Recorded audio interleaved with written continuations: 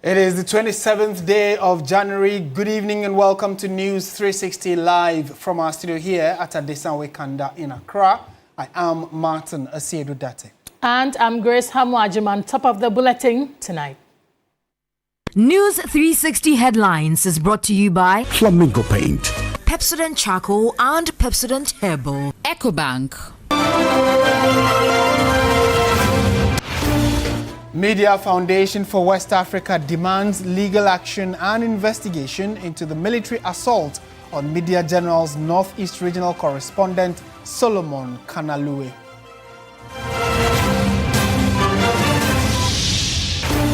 Ghana Immigration Service begins nationwide recruitment exercise screening candidates across multiple centers.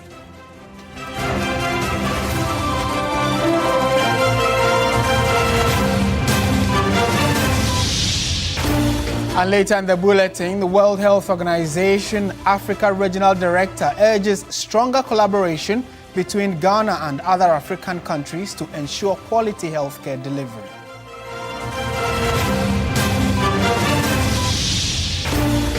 In business tonight, Ministry of Finance once again sabotage as new artificial intelligence custom system goes live in February at Ghana's ports aimed at stopping revenue loss. On the international front, Rwandan government launches legal action against the UK to seek payment owed under a scrapped migrant deal between the two countries.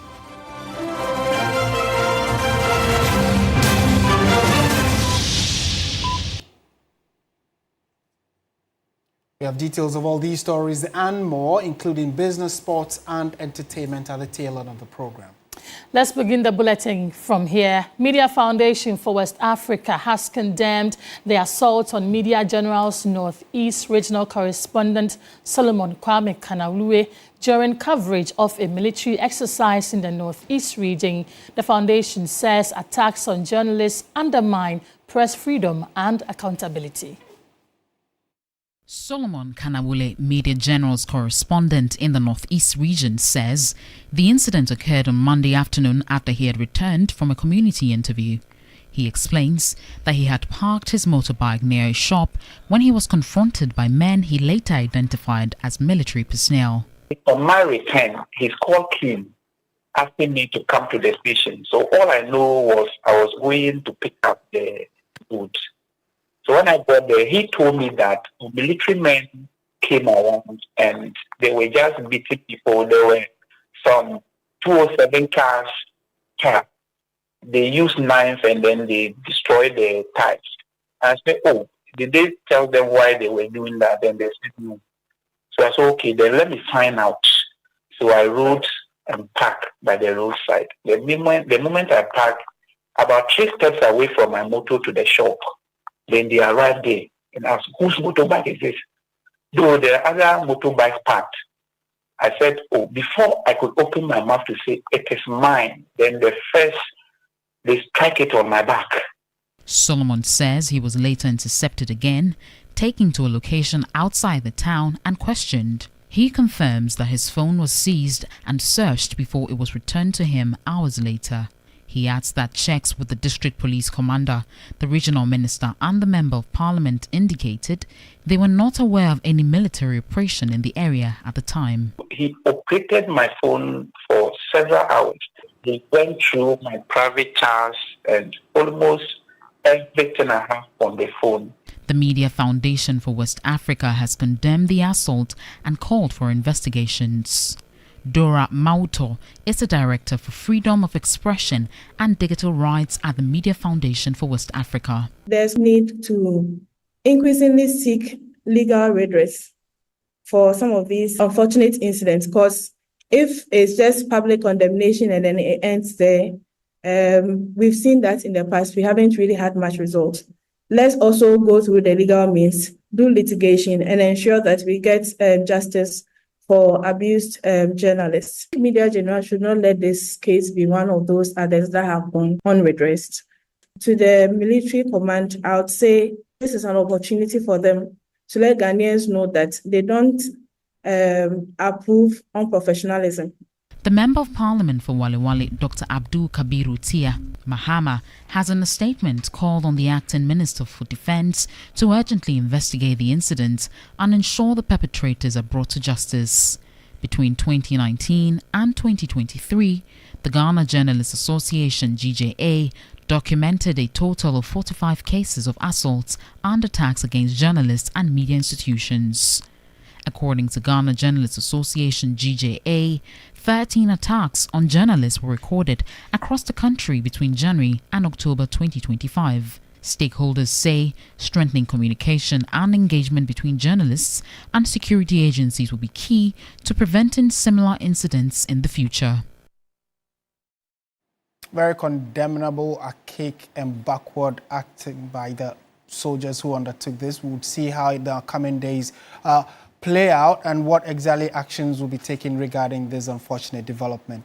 Away from that, former Speaker of Parliament and founding member of the New Patriotic Party, Professor Michael Quay, has criticized the current lithium agreement under the leadership of the Lands and Natural Resources Minister Emmanuel Ama Kofi-Boah. He says that the deal, which seems to put a seal on how much Ghana can get from our resources, is bad for the country. He spoke in an interview with Beatrice Edu. First of all, it was 10%. But now, have you seen the starting point? It's going to be 9%. Already there, it's lower. But even when the MPP government was talking 10%, I was saying no. Because we want to own the thing. You are talking to me about royalty. The owner, it's a colonial arrangement, which long is gone. When the white man actually owned everything. He owned everything because we were colonized. And then they gave us royalties and we want royalty again. You have mentioned this. Now we start from 9% and then we graduate it to 13%. Who puts a ceiling upon what you can pay him for what belongs to him? And that is what I'm against. We are Ghanaians, government of Ghana. We own the lithium. We are giving it to you. Then we say that when it goes up to a certain price, don't pay me more than 13%. It is your benefit.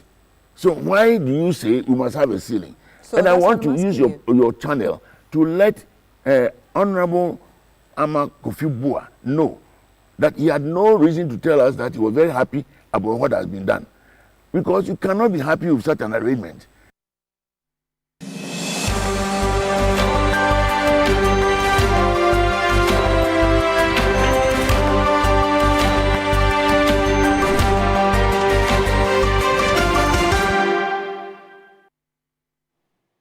Well, let's bring you an update on that transportation campaign we have been championing in the weeks. And the update is that a tour of sub-transport corridors has shown there are still queues and insufficient buses to transport people weeks after the Vice President initiated action to get the challenge resolved. Drivers have blamed heavy traffic congestions and the increasing use of private vehicles for the prolonged crisis. As of 9:30 a.m. on Tuesday, January 27th, when I arrived at the Madina Zongo Junction in Accra, there were scores of people still waiting for the next available vehicle with little chance of finding space, as most arriving vehicles were already almost fully loaded. By almost 10 o'clock a.m., corporate and informal sector workers were braving the scorching sun, already late for work. A stranded worker says the consequences of arriving late could be far-reaching. I'm going to work, and even if I'm able to get a car now, I'm still going to join traffic again. How productive are you when you get to work? Oh, you can't do nothing, The time is already gone. And second, you have to do extra work. And sometimes, if you are not lucky, you'll be sacked. Because no one is waiting for you to come and, you are working as someone. You need to be on time. At the main station, there were enough vehicles, although people still ended up in queues several times. And even At the main station, there were enough vehicles, although people still The money drivers pay each time they pick passengers at the station forces many to operate outside. Cars be then a due time be a cars need to be shorting. Hey, cars need a cars also, but I'm up also to point. We experience shortage of cars, mostly due to traffic congestion.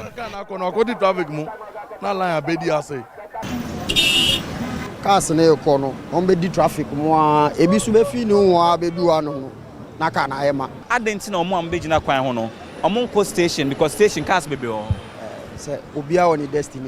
The stations do not have cars moving to all destinations. Some get theirs by the roadside. When you talk to the drivers, some are saying that the traffic congestion is to blame for the long queues we see at the terminals, also because the cars do not get to move rapidly as they should, and so you would always get to see people standing here like this. And another thing is that people who would have otherwise parked their private cars to come to join Trotros are now driving. Also because the fuel prices have dropped. We want to see better. We want to see a Ghana resetting through Metromas. 2 weeks ago, the Vice President engaged the transport and local government ministers and also toured the Metromas and Ayalolo yard to find solutions to the situation. But no significant outcomes have been seen yet, despite a campaign to invest in the railway sector. I'm not a driver of this vehicle and I don't intend to move it to the destination. This vehicle is moving all the way to Agbogba and Ashoma and adjoining areas. But you realize that at the La Paz station, there are a lot of vehicles here, and the usual queues that you would come to meet early mornings at the rush hour are not here as of now. But still, the conversation for many of these drivers has been about how much they pay into servicing these vehicles. Christian Yale, TV3 News, La Paz.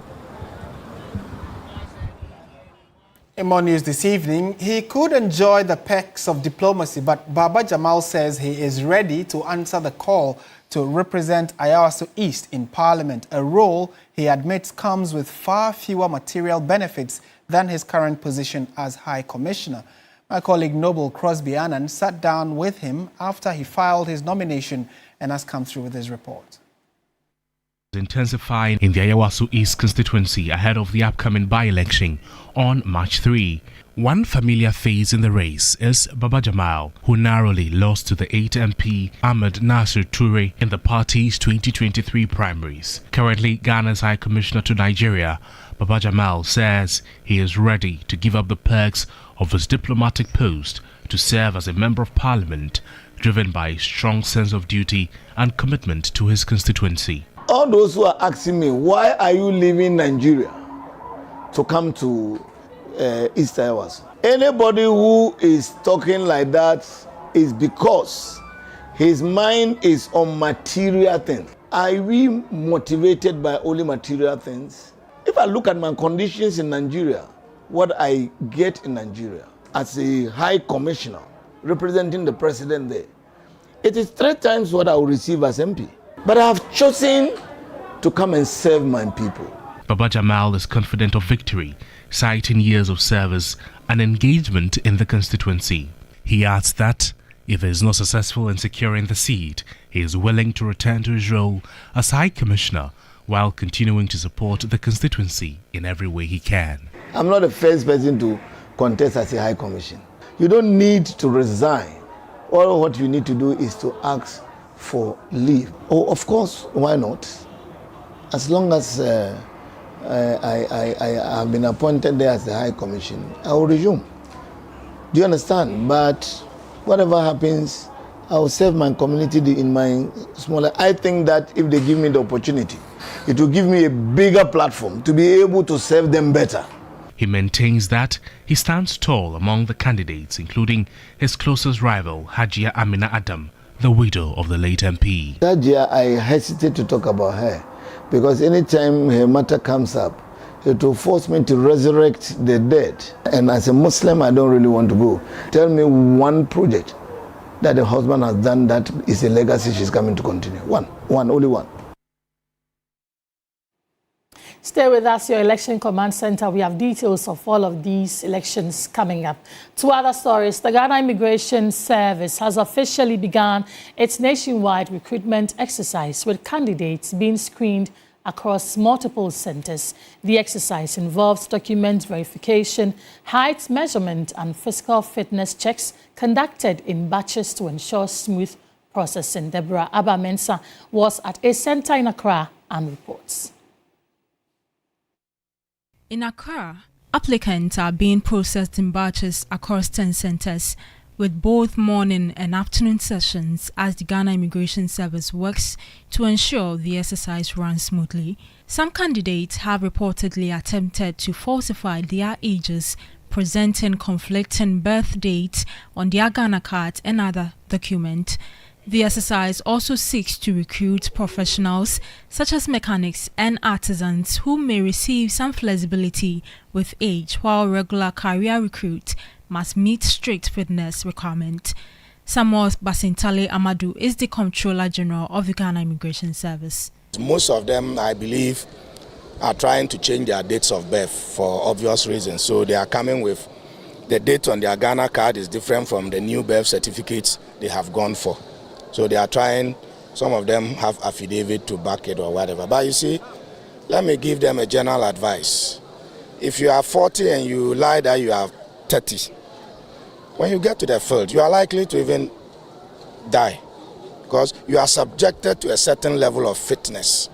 And once the age is not on your side, you will not make it. So you fall off and then off you go. So those who pass the initial screening will move on to a new computer-based examination system introduced for the first time. This system delivers instant results and is designed to prevent cheating. This is the first time we are going that way. The human face is out. The exams is set and it's programmed. So when you take your eye off the screen for 10 seconds, it will shut you off. So if you think that you are doing it at the comfort of your home, you can cheat. Forget it. Yeah. The recruitment drive is part of the Ghana Immigration Services expansion, aiming to bring in young, fit and capable men and women to serve in both technical and frontline roles across Ghana's borders. Deborah Bamensa, TV3 News, Accra. Now, the Minister of Energy and Green Transition, John Jinapor, says additional power would be required or procured this year in order to address projected 2026, 2027 and 2028 supply deficit and much rising electricity consumption. According to the minister, consumption of electricity has increased due to the improvement of the Ghanaian economy. He was speaking when the Vice President, Professor Jane Opoku-Agyeman, paid a courtesy call on him on a working visit. The meeting discussed challenges and progress in the energy sector. Hydropower, according to the Energy and Green Transition Minister John Jinapor, has declined to 28%, necessitating proactive measures to avoid a 290 to 420 megawatt deficit by 2026 and beyond. 2026, if nothing is done, we're going to have a deficit of 294. 2027, 658. 2028, 1,470. Because of the way the economy is picking up, there's a lot of increased consumption when it comes to electricity. And so we must match that pace. And to do so, we must be very innovative. So we are coming up with either competitive tendering or we use VRA as a front so that we can have cheaper power for the people of Ghana. He said his outfit would construct a second gas processing plant using indigenous gas, noting a $2 billion agreement between Jubilee partners and government will reduce gas prices and increase production. By the end of the month, myself and the finance minister, we should be signing a cabinet memo so we can commence the construction of a second gas processing plant. We've also signed a $2 billion agreement with the Jubilee partners. Cabinet has approved it. We've already taken it to Parliament.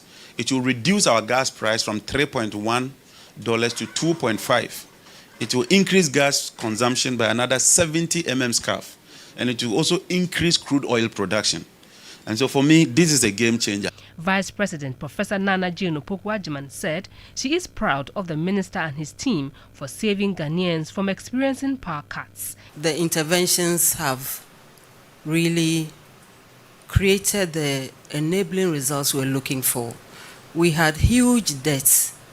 We were threatened with power cuts even before we took over. And it wasn't an amusing situation at all.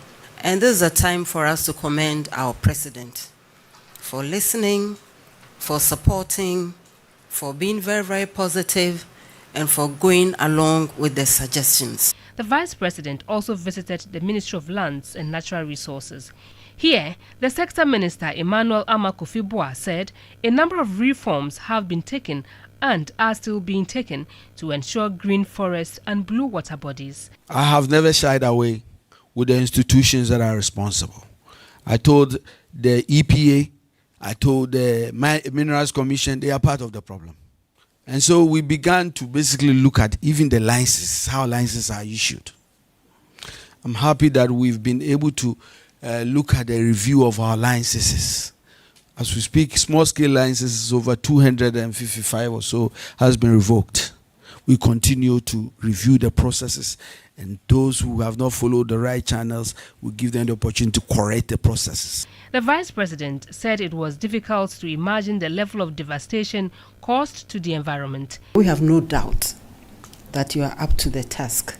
So our job is to encourage you, to congratulate you for what you've done so far, and to encourage you even to do more, and to let you know that we trust what you are doing, to assure you that we have your back. We are there to support you every step of the way. It is not only a moral imperative. We're talking about our survival. The Vice President's visit to the two ministries forms part of an ongoing tour of government ministries to obtain first-hand information and encourage them to do more. And Minister for Roads and Highways Kwame Gavin-Agbodza has disclosed that government has awarded 50 billion cedis worth of road contracts since assuming office a year ago. The minister said these contracts cut across the country and form part of the big push agenda by government. Speaking to TV3, the minister dismissed assertions that the NDC government is not spending. The finance minister got the details, budgeted for it. We went to Parliament, sought multi-year commitment, declared that we're going to use our oil and mineral revenue and allocated it in the budget, and said that by the year 2020, end of 2027, this first phase of Big Push project should be completed. In addition to the Dambai Bridge, which is a major crossing, and a Chiamanfo Bridge.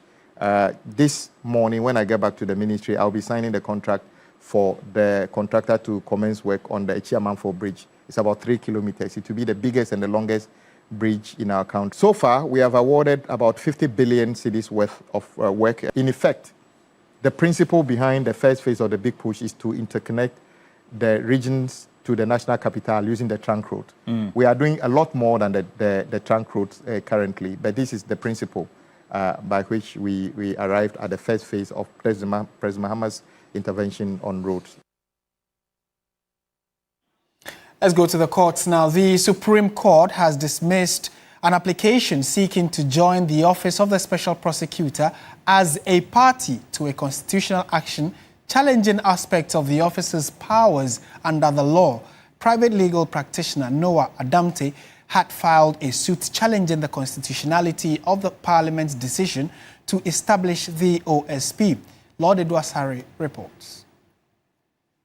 In court on Tuesday, January 27, lawyers for the OSP, led by Dr. Isidore Tufor, argued that the reliefs being sought touched directly on the mandates of the OSP as provided under the Office of the Special Prosecutor Act 2017, Act 959. Moving the application for joinder, counsel for the applicant told the Supreme Court that the plaintiff's writ raised constitutional questions relating particularly to Sections 4 and 33 of Act 959. He clarified that although the suit appears to be against the state, it is not a challenge to the existence of the OSP as an institution, but rather to the constitutionality of some of its powers. Dr. Tufor therefore intimated that the nature of the relief sought makes the OSP a necessary party whose presence would enable the courts to effectively determine the issues before it. However, the Deputy Attorney General, Dr. Justice Remsai, opposed the application, insisting that the OSP has no interest in the suit that warrants its joinder. He stressed that the OSP was established by an Act of Parliament and that any challenge to its legal framework must be answered by the state through the Attorney General.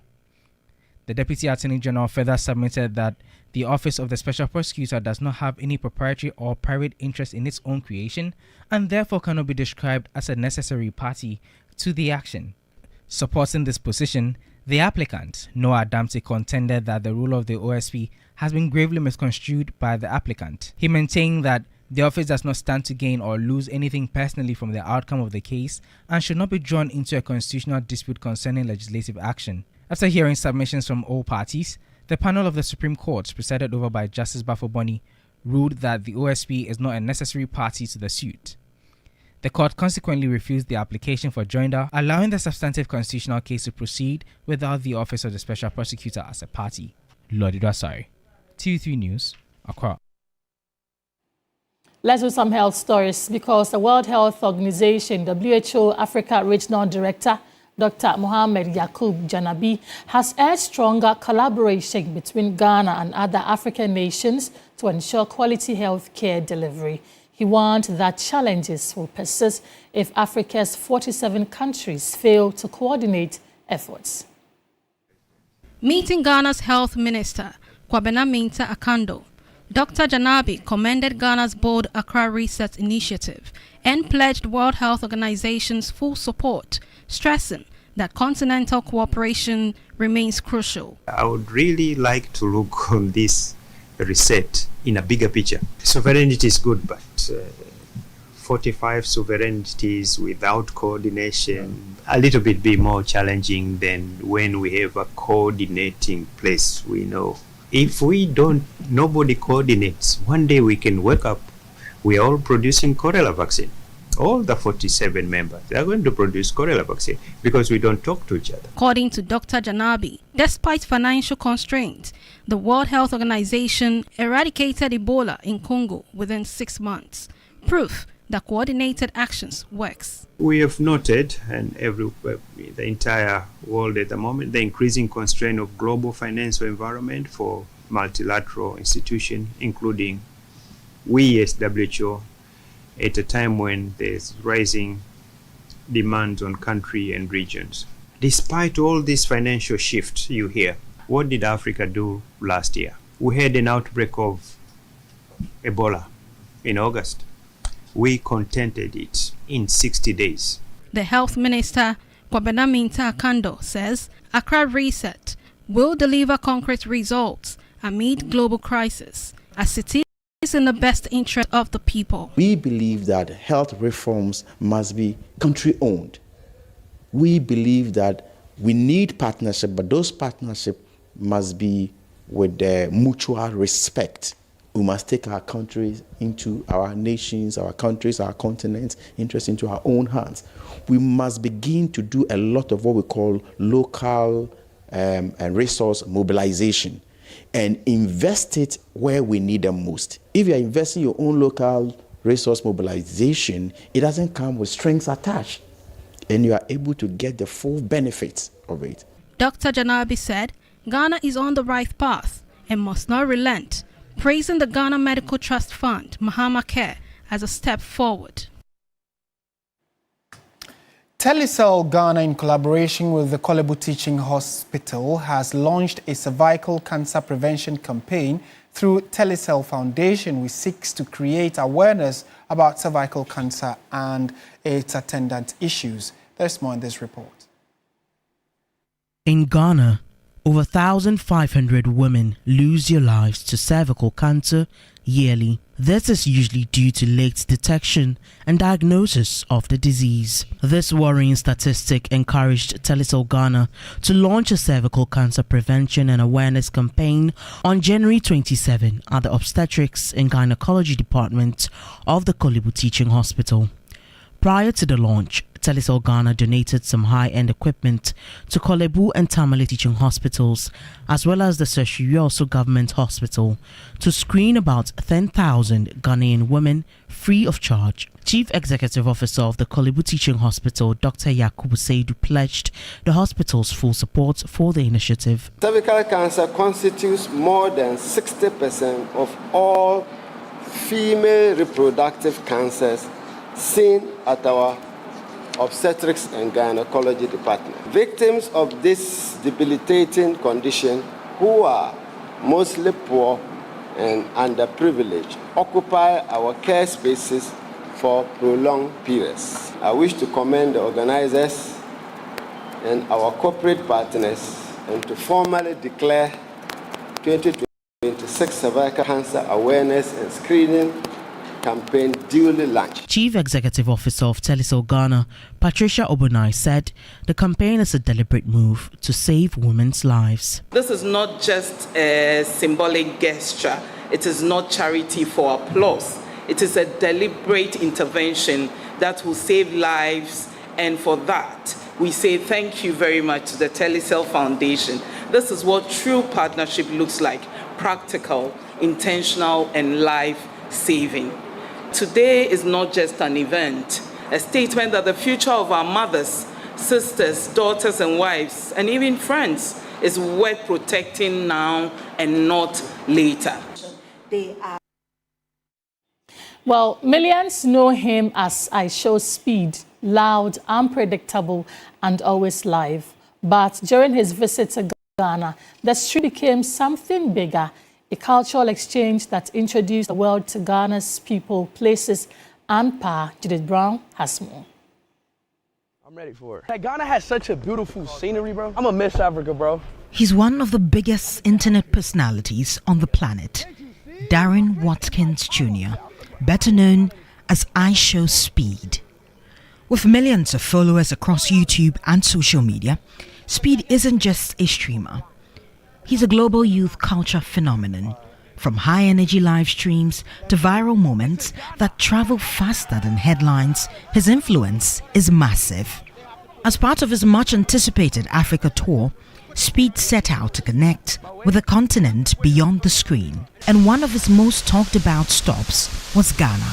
Chat, she got my Speed 7 shirt. Thank you, miss, for getting my Speed 7 shirt. From the moment he arrived, Ghana embraced I Show Speed with warmth, rhythm, and culture. The energy was unmistakable. Fans lined up, cameras rolling, and a nation proudly showing itself to the world through his lens. But beyond the hype, this visit quickly became about something deeper: culture, creativity, and opportunity. One of the most iconic moments of I Show Speed's Ghana visit happened at the Black Star Square, a place that represents Ghana's independence, pride, and identity. As Speed stepped into the historic grounds, the symbolism was powerful. A global digital star standing at the heart of Ghanaian freedom and history. Surrounded by cheering fans and cameras, Speed did what he's known for. He turned the moment viral, launching into a backflip in a spontaneous high-energy move that instantly lit up social media.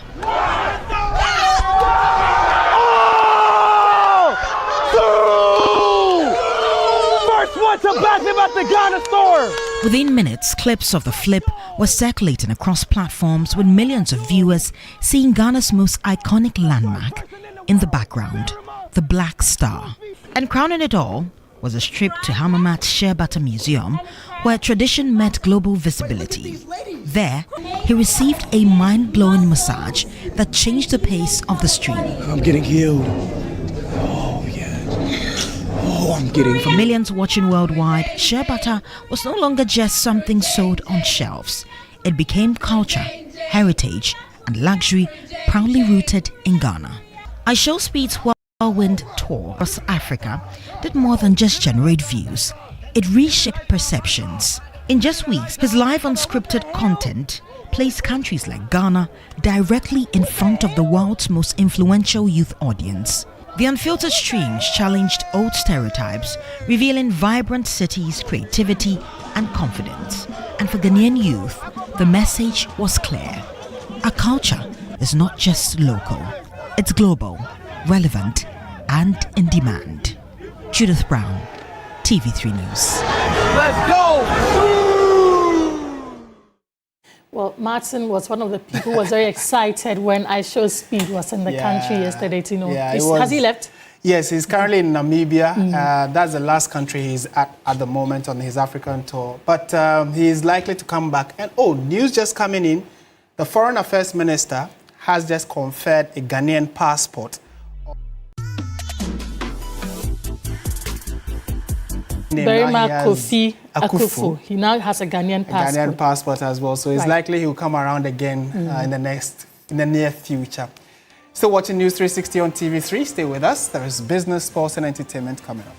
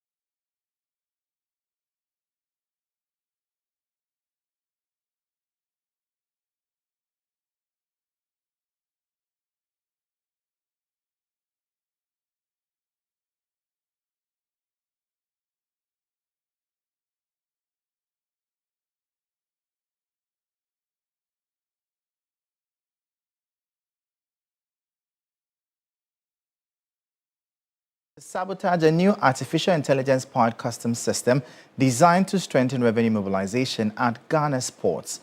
Deputy Minister for Finance Thomas Ampim Nyarko announced that the platform, known as the Publican AI Trade Solution, is scheduled to go live on February 1, 2026. Known as the Publican Trade Solution, it is designed to plug massive revenue leakages that have historically plagued Ghana's ports.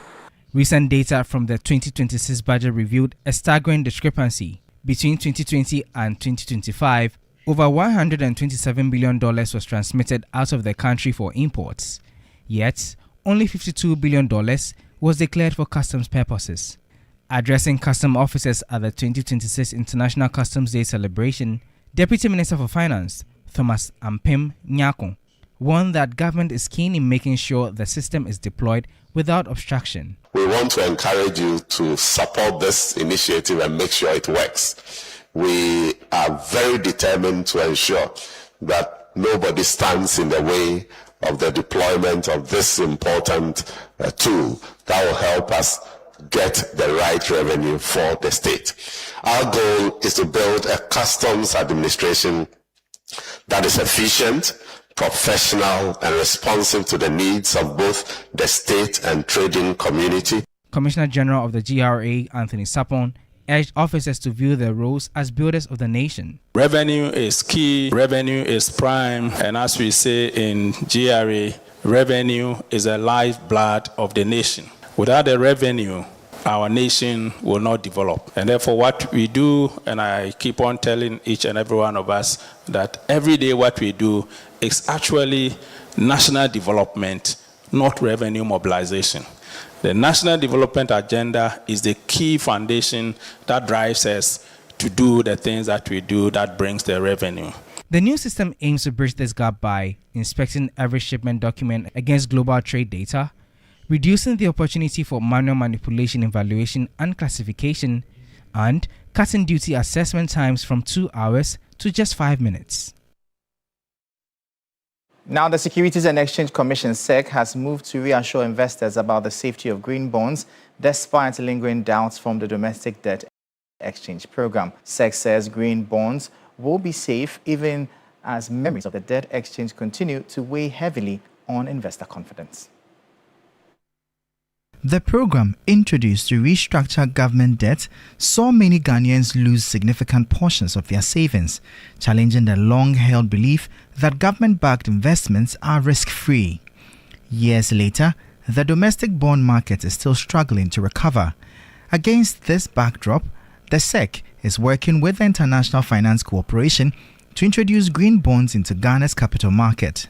Globally, green bonds have grown into a $1 trillion market, with countries like Nigeria and South Africa already issuing them. This one is basically for the real sector, the corporate, not for government. So we can assure you that any corporate body that will want to issue the bond, we will do our work to ensure that the investor's interest is protected, so that when that bond is issued, the bond will trade well on the Ghana Stock Exchange, the value of the bond will grow, the price will go up, so that tomorrow or in future, if you want to dispose of that bond, you make your capital gain. And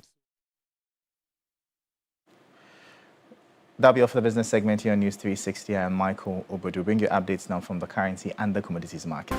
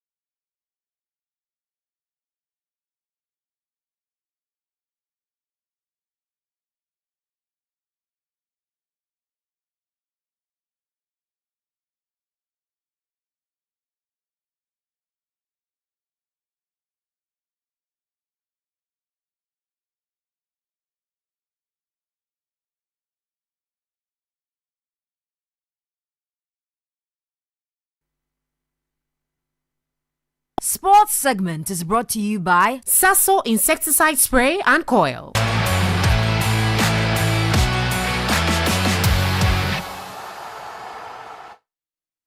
In sports this evening, barely 50 days to the start of the 2026 Women's Africa Cup of Nations in Morocco, 3 Sports Akosia J explores the Black Queen's base in the northern part of Morocco in the following report.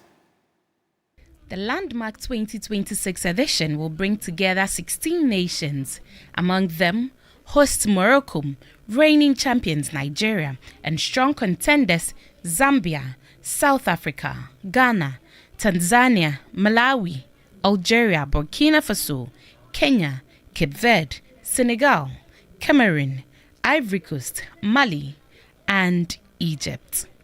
The teams will compete across the Moulay El Hassam Stadium, Al Medina Stadium, Labi Zaouli Stadium, and Fez Stadium, all vying not only for the continental crown but also for 4 coveted qualification spots at the 10th FIFA Women's World Cup set to take place in Brazil in 2027. Coach Kim Lasbiorkegrin and his squad, just 90 days after clinching their 4th Women's African Cup of Nations bronze medal in Morocco, set out on another mission, qualification for a pivotal continental tournament. Following a commanding performance against Egypt's Cleopatras, the Queens secured their place in yet another major competition. In March, the Black Queens of Ghana returns to Morocco, who are hosting the Women's African Cup of Nations for the 3rd consecutive time. This time, they do not go to Oujda or Berkane like they did in the 2024 edition.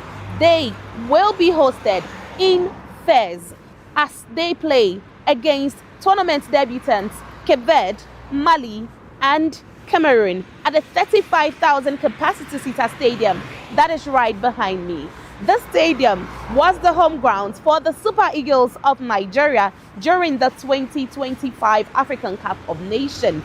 The Black Queens will start off their journey here on the 18th of March, which is a Wednesday, against Cape Verde. They continue on 21st and then on the 24th. Coach Kim Lasbiorkegrin will be hoping that for the very first time in his coaching career, he makes it to a World Cup. The Black Queens will also be hoping that after missing out on several World Cups since 2007, they finally make themselves proud and make the nation also proud. It's going to be a tough group for sure. I watched the Cameroon squad the other day, and I was a little bit surprised in one way. There were so many really good players in that squad. I knew a few about them of them before, but I also found out oh, she's from Cameroon. I didn't know. So it's an amazing squad. We played against Mali in the previous WAFCON, a draw, so we know that they are a good team. About Cape Verde, I need to figure out a little bit more, but the most common is that when it comes new teams into a tournament like this, they are normally pretty good. So no, I'm looking forward to play against them. From the 17th of March to the 3rd of April, the journey to the World Cup 2027 will begin for the Black Queens, who have not been to the World Cup since 2007. One thing that the team will be hoping for is to make sure that this time around they make it to the continental showpiece here in Fez, where they will begin their journey. For 3 Sports, I am Akosia Eji. And that's it for Sports on News 360. Stay with us. We have entertainment right after this break.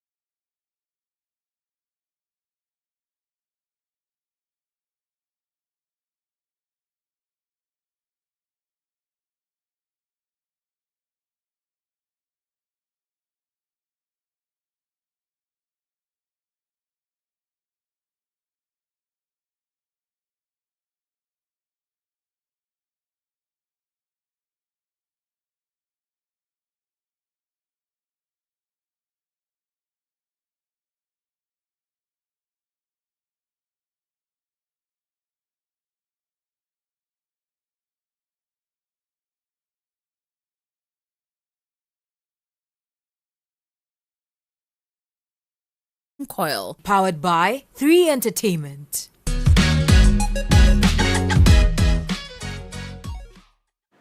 Hello and welcome to the entertainment news segment here on News 360. I'm Esiedua Afenyi. Now, in the world of entertainment, Ghanaian artist, creative entrepreneur, and Guinness World Record holder for the world's largest beaded bag, Juliana Gabing, says she is focused on training and empowering women and women's group with employable skills. She's confident the initiative will sustain livelihoods while positioning local craftsmanship as a viable source of income for women across the country. Here is Owusu Arai's report. Juliana Gabing led a team of young bead workers to create what has been officially recognized by Guinness World Records as the world's largest beaded bag. The art piece was completed on 13th March 2025 at Ocean Green Beach in Pram Pram and was later confirmed on the Guinness World Records website.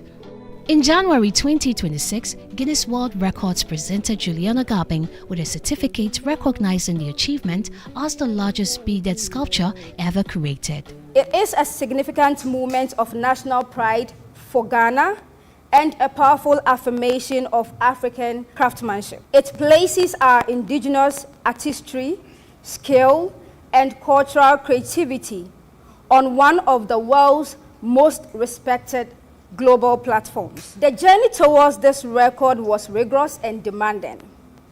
It required long hours, physical endurance, and unwavering discipline.